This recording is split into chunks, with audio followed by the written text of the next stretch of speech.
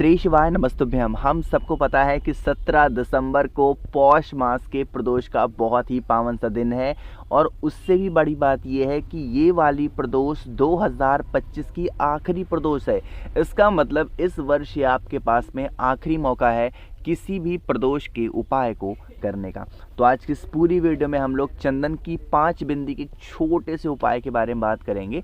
अगर आपकी फैमिली में, परिवार में कोई भी प्रकार का संकट है, परेशानी है, समस्या है, वो ख़त्म नहीं हो पा रही है, तो आप इस उपाय को ज़रूर करिएगा, ठीक है ना। चलो, स्क्रीन पर आप लोग को दिखाई दे रही होगी एक प्रकार का अष्टगंध पाउडर।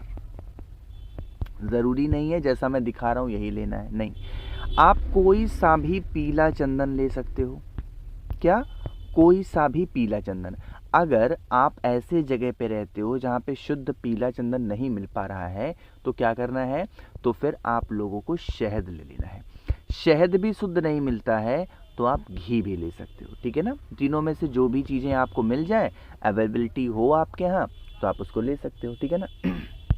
लेने के बाद में फिर तांबे का पात्र लीजिएगा, जल भरिएगा। प्रदोष का दिन है तो क्या करेंगे, गंगा जल डालेंगे और पहुंच जाएंगे सीधा देवादिदेव महादेव के शिवलिंग के पास में। मैं आपको एक बार नहीं कई बार बता चुका हूं, जब कभी भी कोई भी उपाय मैं प्रदोष का बताऊं, आप एक ही चीज़ नोटिस किया करो कि प्रदोष के दिन हमेशा प्रदोष काल में ही उपाय किया जाता है। इस चीज़ का विशेष ध्यान दो। ऐसा क्यों होता है? प्रदोष काल में किया गया उपाय फलदायी होता है। क्या होता है? सॉरी, फलदायी होता है। तो आपको क्या करना है, अपना चेहरा रखना है उत्तर दिशा यानी कि नॉर्थ डायरेक्शन। इस दिशा में खड़े होकर के जो भी आपके पास में क्या है, चाहे वो पीला चंदन है, शहद है या फिर जो भी है ना, सबसे पहले आप लोगों को 1 लोटा जल देवादिदेव महादेव के शिवलिंग के ऊपर चढ़ाना है। सबसे पहला काम 1 लोटा जल चढ़ा दो। दूसरा काम क्या करना है, दूसरा काम जो भी प्रकार का चंदन या जो भी शहद या जो भी घी आपके पास में है उसको लीजिएगा और शिवलिंग पर 5 स्थान पे लगाने हैं। पूज्य गुरु जी ने अपनी कथाओं में उन 5 स्थान का जिक्र कई बार किया है, लेकिन यहाँ पर क्रम हमें ध्यान देना होगा। क्रम कैसे ध्यान देनी है? सबसे पहले जो पीले चंदन की बिंदी लगाओगे वो देवादिदेव महादेव के शिवलिंग के ऊपर लगाना, पहली बिंदी, ठीक। जो दूसरी बिंदी लगानी है वो विघ्नहर्ता भगवान गणेश के नाम की लगानी है।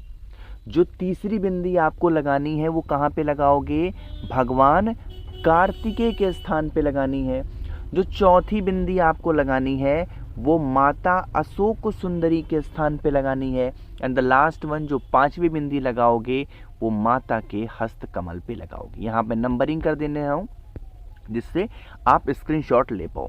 पहली बिंदी भोले बाबा के शिवलिंग के ऊपर, दूसरी बिंदी भगवान गणेश, तीसरी बिंदी भगवान कार्तिकेय, चौथी बिंदी माता अशोक सुंदरी और लास्ट वाली बिंदी कहाँ पर, माता के हस्तकमल पर। जहाँ जहाँ भी बिंदी लगा रहे हो हर स्थान पर एक ही नाम आपकी जुबान पर, जिह्वा पे होना चाहिए।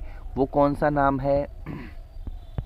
कुंदकेश्वर महादेव, ठीक है ना। इन्हीं के नाम से अगर आप बिंदी लगाते हो और जल वगैरह समर्पित कर देते हो तो इससे जो आपकी विशेष होंगी वो पूरी होंगी और आने वाला जो वर्ष होगा 2026 वो आपका बहुत अच्छे से जाएगा। चीज़ें क्लियर हैं क्या?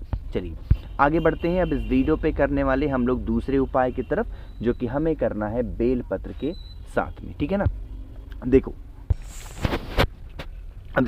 बेलपत्र का ये जो उपाय है वो हम स्पेशली आज इस प्रदोष के दिन कब करने वाले हैं, प्रदोष काल में तो करोगे लेकिन फ़ायदे अलग अलग होते हैं ना। अगर आपकी फैमिली में, अगर आपके जो है परिवार में कोई भी ऐसा सदस्य है जिसको किसी भी प्रकार से आप देखो, अब परेशानी हर एक परिवार की अपनी अलग हो सकती है। जैसे किसी फैमिली में लोग बीमार पड़ सकते हैं, है ना। हर परिवार की अपनी प्रॉब्लम है।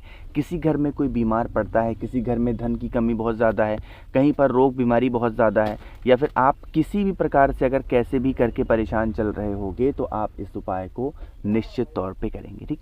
इसके लिए आप सभी को बेलपत्र की आवश्यकता पड़ेगी, वो भी 1 बेलपत्र, और दूसरा हम सभी लोगों को काला तिल लेना है, ठीक है ना। क्या करना है जल्दी से बताओ? काला तिल लेना है। दोनों चीज़ों को लीजिएगा माफ़ करिएगा, थोड़ा गला मेरा गड़बड़ चल रहा है, सीज़न थोड़ा चेंज होता है ना ऐसे। तो काला तिल लेना। अब इसे लेकर के देवाधिदेव महादेव के शिवलिंग के पास जाना। अच्छा देखो, पहले उपाय में हम लोगों ने कुंदकेश्वर महादेव का ध्यान किया, लेकिन अब जब बारी आती है कष्ट की, कष्ट के रूप में मैंने बता दिया कि चाहे बीमारी का प्रॉब्लम हो, चाहे धन का हो, व्यापार का हो, नौकरी का हो, फिर जो भी चीज़ें हों, आपको क्या करना है, भोले बाबा के शिवलिंग के पास जाना है। वहाँ पर एक नाम आपको अपनी ज़ुबान पे बोलना होगा और वो नाम होता है अवधूतेश्वर महादेव। क्या होता है? अवधूतेश्वर महादेव का स्मरण करना होता है। ठीक, यहाँ पर पहुँच करके सबसे पहला काम क्या करना है, आप लोगों को 1 लोटा जल चढ़ाना है, पहला काम। ठीक, जल चढ़ाने के बाद में जो भी परेशानियां घर में परिवार में हैं, उस काले तिल को लेकर के उसी जल के ऊपर अपना राइट हैंड दाहिना हाथ रखिएगा।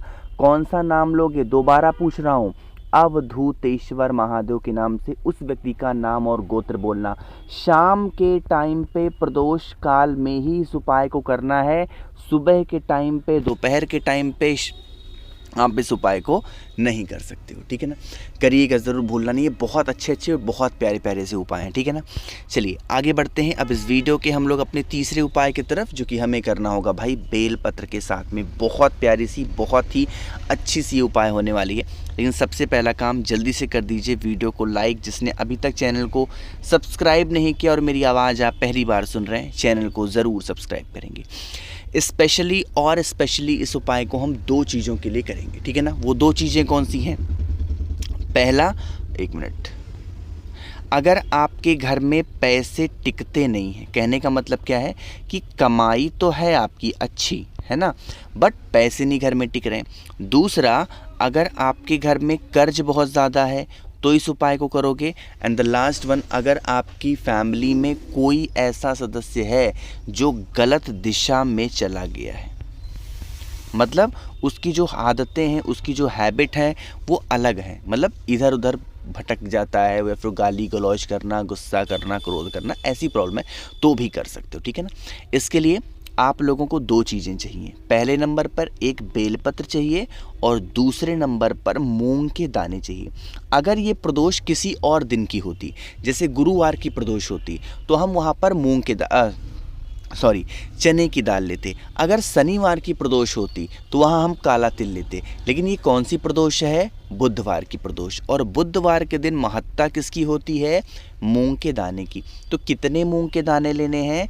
हम सभी लोगों को 31 मूंग के दाने को लेना होगा। ठीक है ना, लेने के बाद में अब आप तांबे का पात लीजिएगा, इसके अंदर जल भरिएगा, जल के अंदर गंगा जल डालिएगा और पहुंच जाएंगे भोले बाबा के शिवलिंग के पास में।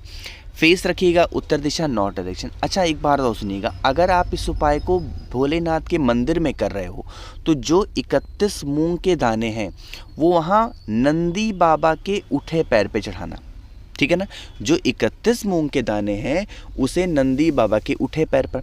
अगर मान लेते हैं आप इस उपाय को घर पे कर रहे हो या नंदी बाबा नहीं है जहाँ पे भी उपाय कर रहे हो, तो जो 31 मूंग के दाने हैं वो माता अशोक सुंदरी को, और जो भी प्रॉब्लम है उस प्रॉब्लम के निवारण के लिए बेलपत्र को भोले बाबा के शिवलिंग के ऊपर जब समर्पित करोगे, यहाँ पर किसका नाम लोगे? बताओ जल्दी से।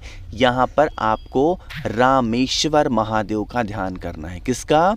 रामेश्वर महादेव का ध्यान करके और फिर 1 लोटा जल चढ़ा देना। मात्र इस उपाय को करने से आपकी फैमिली में, घर में संकट नहीं आते हैं। आगे बढ़ते हैं सबसे आखिरी अपने चौथे उपाय की तरफ, और ये उपाय हमारी इच्छा की पूर्ति के लिए है। मतलब हम बहुत थक जाते हैं, बहुत हार गए हों और वो हमारी विशेष पूरी ना हुई हो तो हमें इस उपाय को करना चाहिए। ठीक है, इसके लिए चावल का 108 दाने लेना अनिवार्य होगा। ठीक है ना, तो चावल के 108 दाने लेना, साथ ही साथ आप लोगों को थोड़ा सा शहद लेना है। शहद की मात्रा बहुत ज़्यादा मत करना, थोड़ा सा शहद लेना और पहुंच जाना भोले बाबा के शिवलिंग के ऊपर। और वहाँ पर पहुँच करके पहला काम करना है, शहद का लेपन कर देना भोले बाबा के शिवलिंग के ऊपर। और जब शहद का लेपन करोगे तो कुंदकेश्वर महादेव का ध्यान करना, और इसी शहद वाले स्थान पर चावल के 108 दाने को रख करके और फिर 1 लोटा जल चढ़ा देना। इससे जो भी चीज़ें आप भोले बाबा से मांग लोगे ना, वो सारे विशेष आपकी पूरी ज़रूर हो जाएंगी। तो भाई कोशिश की है आप सभी को सब कुछ प्यार से बताने की। कोई चीज़ें समझ में ना आई हो नीचे कमेंट सेक्शन में पूछिएगा, मैं पूरी कोशिश करूँगा रिप्लाई करने की। मेरे जितने भाई बहन आवाज़ आज पहली बार सुन रहे हैं, चैनल को ज़रूर सब्सक्राइब करेंगे और वीडियो को लाइक सभी को करना है ना। श्री शिवाय नमस्तुभ्यम।